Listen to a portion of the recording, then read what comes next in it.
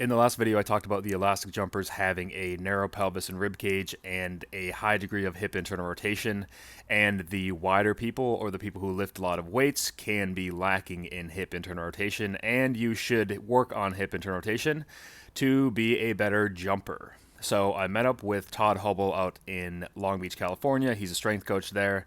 And we went through that hip internal rotation, the passive range of motion testing. We did it on one another to see where we're at, and then we did the sandbag thing. So that's 100 pounds of sandbags, and then I sat on top of it, and I'm about 220 pounds.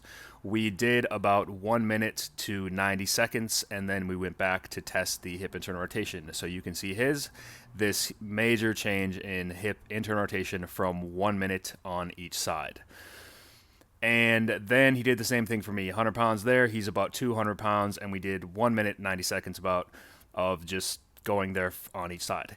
Pat Davidson talked about this in a video where if you have a heavier weight like 300 pounds, you probably don't need to go for that long, and it's going to be a lot more effective. So we did this 1 minute, 90 seconds on each side. Then we went back to test, and you can see that I had this huge change in hip internal rotation on both sides. So what do you do if you don't have the sandbags? You can just get a person to sit on top of your pelvis ribcage area. You might have to go a little bit longer because heavier weight is more effective. If you don't have heavy weights, you just need to go for a longer amount of time. The other option is to use foam rollers. You can put 2 foam rollers, one by the ribs, one by the pelvis, and just lay there. You might have to go 5-10 minutes to see a big effect. So these are ways to try it out and enjoy.